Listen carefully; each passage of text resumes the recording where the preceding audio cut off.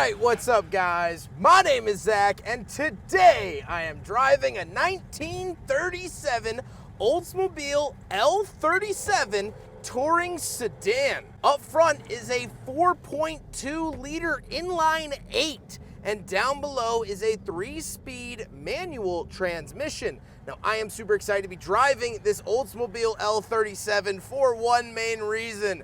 This is a pre-World War II car, and I love reviewing them. This is a very well-kept example. It is a mostly original example, and so we're going to peel back the curtain and take a look at what motoring was before we took on the world. But if you would like to submit your own vehicle and have it reviewed here on the channel, you can head on over to my website, zackpradel.com/submit. It's a quick and easy submission form. It takes under a minute to fill out, and I come out to you. And if you'd like to see all my videos weeks or sometimes months in advance, you can head on over to my Patreon for only $5 a month. But let's get back to that inline 8. Well, that was something quite special. Surprisingly, this is not the first inline 8 that we've driven here on the channel, and I apologize about the squeaky clutch pedal in advance. The advantages of the inline 8 obviously were the fact that 8 cylinders is smoother and makes more power. And when it's in a line, it's even more smooth. So this is an incredibly smooth engine. It's very wafty,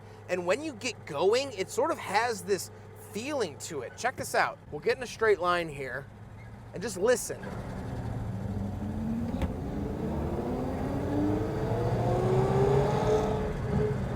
It has this very regal sound. Now, of course, part of that is the straight cut gears. First and second gear don't have any synchros, but it just has this sort of like ghostly sound to it, and I love that. Speaking of which, like I said, bear to it, 3-speed manual. Two interesting things about it: A, no synchros for first or second, and B, it is a dogleg. So left and back is first gear, up and right is second gear, down and right is third gear. Where first gear is in more traditional transmissions, that is where reverse is. So try to keep that straight in your head. Last but not least, this is, of course, rear-wheel drive, as pretty much all cars were in this era, besides the Cord 810. How does it feel to drive the Oldsmobile L37 touring sedan? Well, as I mentioned with that engine, it's a very regal experience. It's very smooth. It just sort of wafts places. And due to a slight motor mount issue, this car will accelerate on its own, which gives it kind of a pristine level of autonomy, should I say?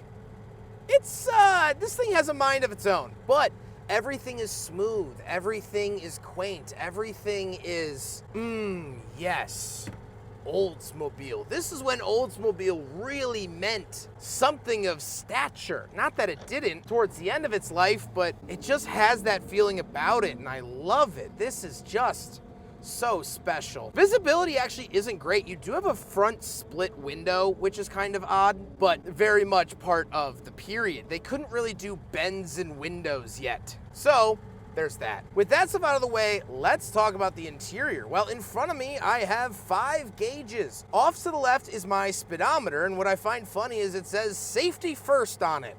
Absolutely love to see that. Off to the right, we have our fuel, water temperature, amperage, and oil, all with the numbers on the outside of the gauge. Kind of interesting to see that. We do get an Oldsmobile badge in the center of the steering wheel. Love to see that. And off to the left, we have a little crank for the smoker's window, crank for the large window, and our latch to get in and out. In the center, we have some knobs, the Oldsmobile badge, and the ignition. However, to actually turn the engine over, there's a kick button down by the gas pedal. And off to the right, we have a pull-out ashtray and a clock on the dash.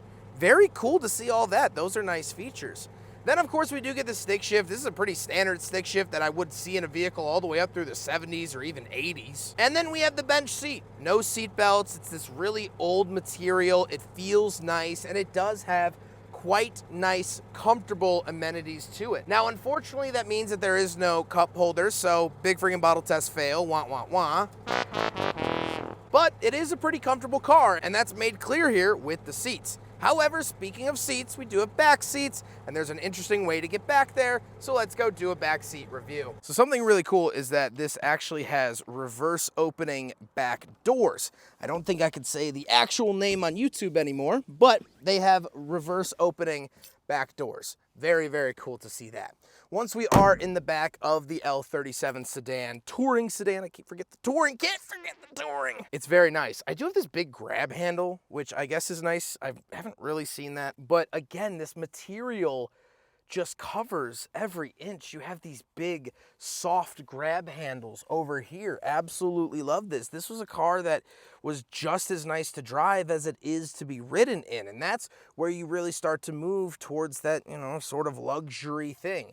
Rolls Royces are nicer to ride in than drive. And so that's where this was starting to become, you know, luxury. It's just all the materials feel nice. This feels so solidly built. It felt like they built this car to go to war. It's so tight. And I mean that in like quality sense. Everything in here is, you know, grab handle. I pull on this. I'm a big guy, 5'11", not a small guy. In case you don't worry, I'm not pulling super hard, but nothing's even budging. There's not even a whistle or anything. That's the difference between old cars and new cars. At least the ones that I've driven. So very, very cool to see all of that. And here's the back seat of an L37 Oldsmobile. When was the last time you saw one? Hey, pretty cool. I'm just saying. Let's hop into the back because we do have an integrated trunk. This is kind of that era where trunks were starting to appear on cars, and basically a trunk gets its name from, you know, you would put a trunk, a wooden box on the back that had your things in it.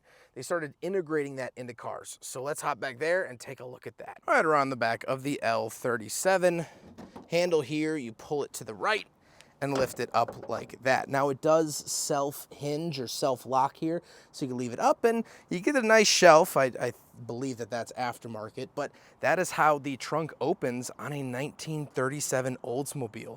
Very, very cool to see that. Now we gotta talk about the looks, and I like the look of it. I like that it's in black. It has this very ominous, regal look to it. However, if I'm being completely honest, most cars from the 30s, 40s, and 50s all kind of look similar to me, so I don't think it really has that big of like distinguishing features. I will say about the exterior, however, this is a Ford, but you know, from the era. This is a 1931 and this is a 1937. I mean, car design changed so much in the late 1930s with this sort of airflow, smooth design, which is just really cool to see in real time. Only 6 years later, it was completely different. They looked out of this world, and this style kind of carried up through the early 1950s. With all of that being said, let's get on to my final thoughts. What do I think driving this Oldsmobile L37 sedan?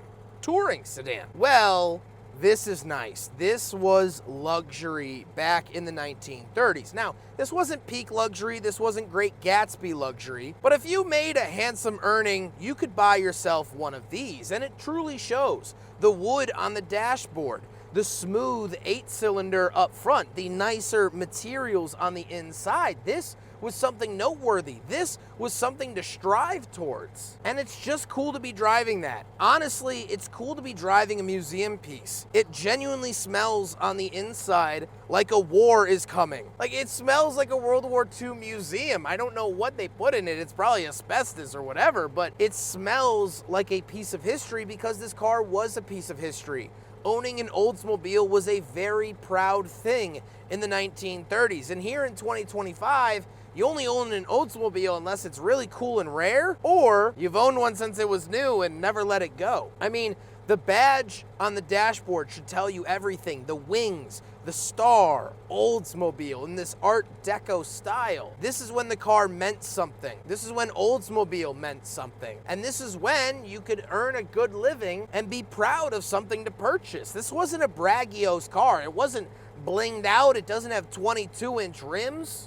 No, you bought this because you wanted something nicer, and you got something nicer. I love this Oldsmobile, and this was really, really cool to go through, and I hope that you guys enjoyed checking out a car from way, way yesteryear. Huge thank you to Casey for letting me borrow his L37 Oldsmobile for today's video, and of course, huge thank you to Cameron for helping me get the video sorted and ready. They've been absolutely awesome to work with. Casey has an absolutely wonderful vehicle on his hands. He also has an early 1940s Ford. Unfortunately, it's not running at the moment, but he is curating history. He is protecting history, and I appreciate him for that. But I appreciate you guys watching the video. Don't forget to rate the video, comment on the video, and subscribe if you really liked it. Take care, guys.